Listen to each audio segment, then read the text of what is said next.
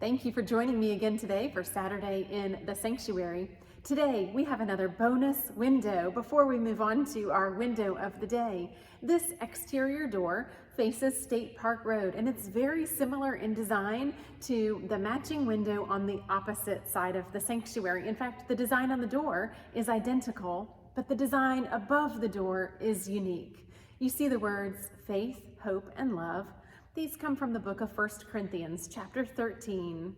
Love is patient, love is kind. It's the love chapter. It goes on to say, these three remain, faith, hope, and love, but the greatest of these is love. We have also a couple symbols across the top bar here. We have the open Bible, God's holy word. We have the cross, and then we have the anchor reminding us that we are called to be fishers of men. With that in mind, let's move on to today's window. I'm so glad that we can talk about this window today. At the start of Holy Week, we find Jesus sharing the gift of communion with his disciples for the very first time in what we now refer to as Maundy Thursday, or the Last Supper, because it was the last time that Jesus would be together with his disciples before his crucifixion the following day. Jesus is gathered here with his disciples to celebrate the Passover meal. Passover is still recognized and celebrated in the Jewish culture today.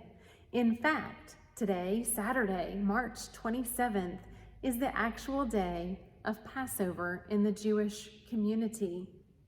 So, what is Passover?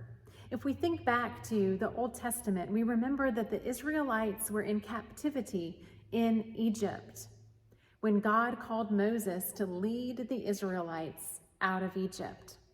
To do this, God sent a series of plagues to encourage the Pharaoh to let the people go.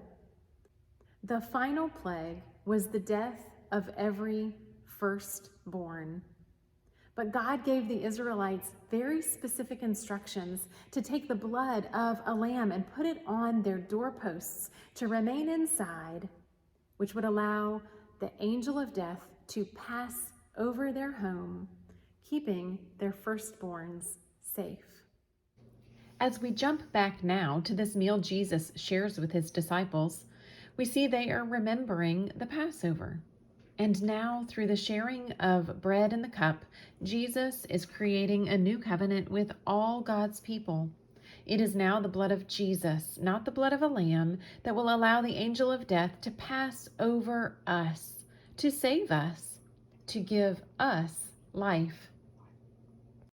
When we look closely at the window, we find that all 12 disciples are present. We also know that just following this dinner, after Jesus prays in the Garden of Gethsemane, when he is arrested, all the disciples scatter. They all abandon him. Even Peter, who loves Jesus deeply, denies knowing Jesus on 3 different occasions. Here on the side, we have Judas with his back turned to Jesus because he's already agreed to betray him. Jesus knows what will happen, but I want you to hear me say this. Jesus still loves them. He loves them all. In fact, in the Gospel of Matthew, we hear Jesus call Judas friend, even as Judas is handing him over to be arrested. Today, we celebrate communion as a sacrament, with the communion table open to all who would receive. We believe that through receiving the bread and the juice, we experience union with Christ and enjoy unbroken fellowship with God. Through this blood of the new covenant, forgiveness and reconciliation have been made available to all. Hear now these verses from Luke chapter 22 as you reflect upon the window. Then he took a loaf of bread, and when he had given thanks, he broke it and gave it to them, saying, "This is my body, which is given for you. Do this in remembrance of me." And he did the same with the cup after supper, saying, "This cup is the new covenant in my blood, which is poured out for you."